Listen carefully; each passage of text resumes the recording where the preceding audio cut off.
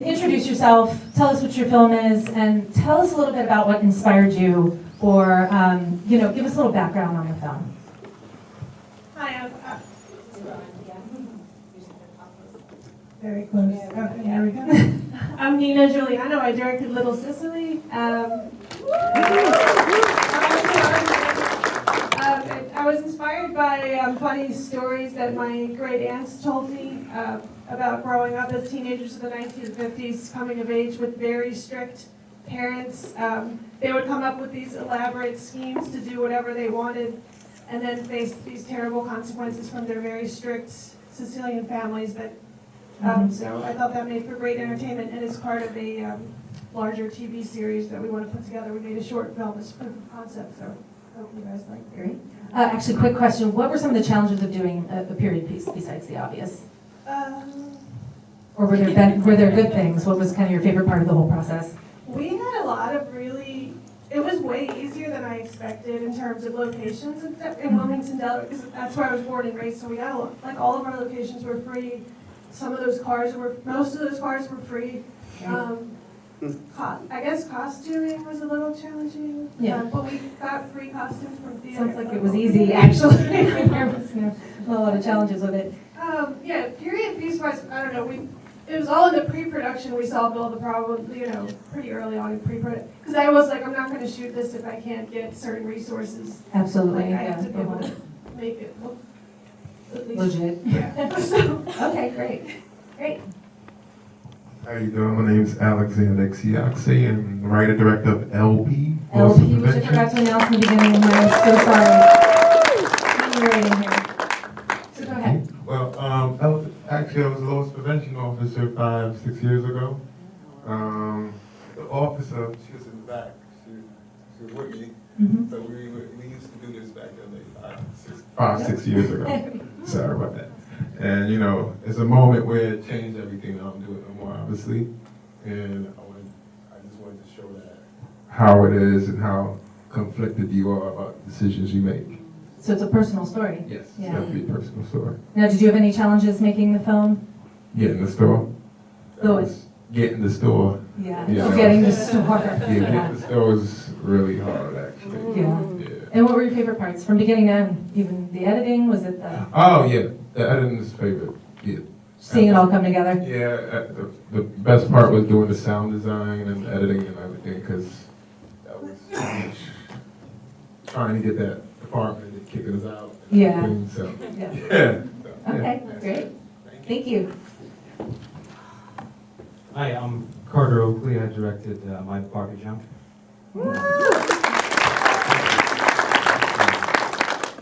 Inspiration is fairly obvious. Yeah, this was a way for my mom, me, and essentially my family to kind of escape from the repetitive nature of radiation, chemotherapy, and just constantly going daily basis. And actually, before she passed, she actually saw a rough cut of this. She watched it and she said she thought it would be funnier. She liked it. I appreciate showing it here. This was incredible hearing her voice. Was this slightly therapeutic for you? Is this the first time this has been seen? Yeah, first time this has been seen. First time I've touched it since submitting, so this was kind of powerful. So thank you for this opportunity to watch that. I'm Jess Cummings. I directed Fog. And this lovely lady. Hi, I'm Sarah Babb, and I wrote Fog. Never did it, but yeah. Give us a little background on it, like what inspired you. Good question.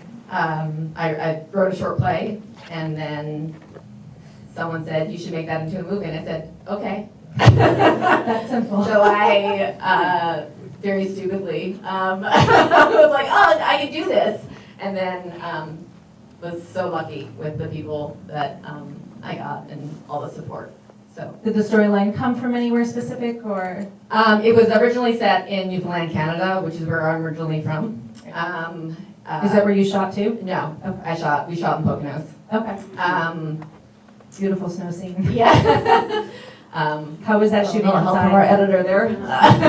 Challenging, Yeah. but it was, yeah, no, it was a lot of fun. It was, for me, it was the best part of the whole process was doing it. And yeah, it was a great experience. And so where is this going next? Is there more, are you guys doing more? Is this being showed elsewhere? I'm not sure yet. Okay. Yeah, Yeah. Great. it's out there, so we'll see. Okay. Perfect. Hi, I'm Kenneth Shook, and I co-wrote and co-starred in Crumbs with Swampy. Yeah, co-produced, co-wrote, co-starred in Crumbs. So tell us a little bit about your process with shooting this film.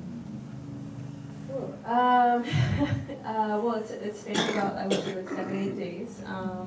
And everything was shot in Brooklyn, Bed-Stuy, Brooklyn. And it was a pretty, small team, a creative team, maybe about 10-person crew probably. And we really just kind of pulled together our resources and just shot it during the summer. It was very interesting. I'm sure he can speak to it because it was like 90 degrees outside. We had to make it look like it was fall. So Yeah. so yeah, it was a very fun experience. And then I'll let you sort of chime in about the process. Sure. Well, what inspired us, I Yeah. think we're both actors. We went to Stella Adler Conservatory together. And coming out of that, we wanted to showcase our talent.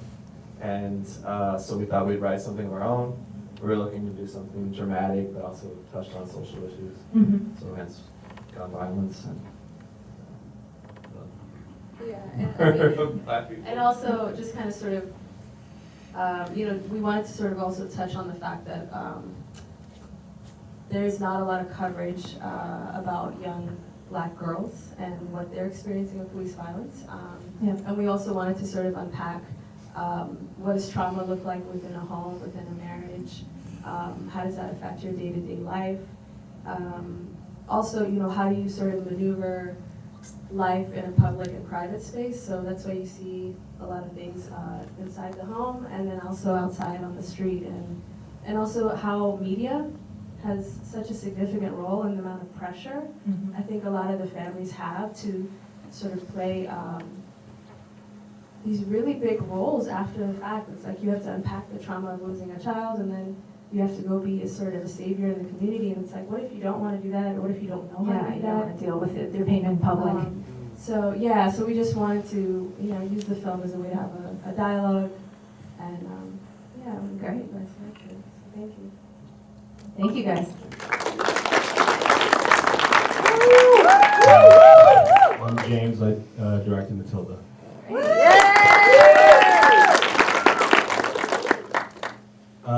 I guess we based it a lot on real things that happened in my life and my mother's. My mother wrote the script, and I had been directing film a little bit before that, and so she came to me with the script. And yeah, we used the real life things that sort of occurred. We've obviously put a little bit of fiction in there. And yeah, that was kind of... How was it shooting that? You actually had an interesting set for that. It was stressful and kind of a nightmare. How long did you shoot for? We had like an 8-day shoot. It was a much longer script at first. Okay. And then in post-production, we cut it down because we felt like it needed to kind of be a little bit more concise. But it really, the themes that we were dealing with the substance abuse and kind of learning how to let go and loss and things like that, it made it difficult, but it was enjoyable to do at the same time. Absolutely. And what was your favorite part of the whole process? From beginning to end? I always like the actual production. Post drives me nuts. And pre-production feels like a million years. Yeah. So when you're actually, like if it was up to me, I'd be on set all day long. Yeah. But so that's Yeah, always everyone's my got their favorite. favorite part. And where can we see this next?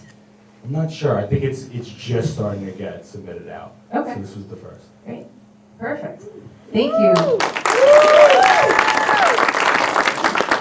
Hi, my name is Howard Bowler, and I'm the writer and one of the producers on the show. I'm here with Tiffany and Mike, post-producer and director. And I just want to tell you just the name of the show, The System, right? Yeah. Sorry about that. And just before I pass the mic, just want to tell you that the inspiration as a guy who grew up in an all-white community and never got stopped for drugs, and believe me, there were plenty of reasons to do so. I was astonished when I have mixed race kids, and after the third or fourth stop for drugs, I was like, what the heck is going on here? And that became the foundation of the story. So it's also very personal for you. Yeah. Well, Howard pretty much said everything. And I'm someone who's never done drugs a day in my life, but I could see an injustice when it's happening, and that's why I wanted to be part of this project. Great. Thanks to the cast and crew. I think Howard and I have some history, and he brought the script to me after reviewing it. There's a lot of personal stuff that touched on my own personal experience that really just got me engaged with it and got me excited about directing it. I'd say one of the biggest challenges was a very tight production schedule, so we did that in 8 days. I was just gonna ask, 8 days. Yeah. Yeah, there was a lot more that we had shot, and it kind of was left just for good reason. I think we were really happy with the cut now. But I'd say it was very aggressive, some late nights. Yeah. It was a great production. And where is this film going from here? Is this the premiere? Actually, this is our third festival that we've been in. This is a TV pilot, and so we have 10 episodes written for the first season, and we have a Bible for 5 seasons. Terrific. So Yes. we can see more of it. Yes. Yeah, coming up. Knock on wood. Yes. Yeah. You can see more of it. Okay. So we're pitching it to different networks and stuff right now. Great. Last but not least. Hi, I'm Damien. I wrote and directed Coin Stars. Great. And it was inspired by a lot of dumb shit that I did. Personal, very personal on your own level too. Pretty personally. What was your favorite part of this process as well? Or was there one? I particularly enjoy, all the exterior shots after they leave the house we did in one day, up till when they're inside the apartment at the end. And we had one French guy on the crew, and he said, "This is really cool, it's like a tour of New York." So that was fun, but stressful. Okay, great. And also, where else can we see this coming up? This is the third festival. But there's a feature in the works about Willie's mom. Great. More to come.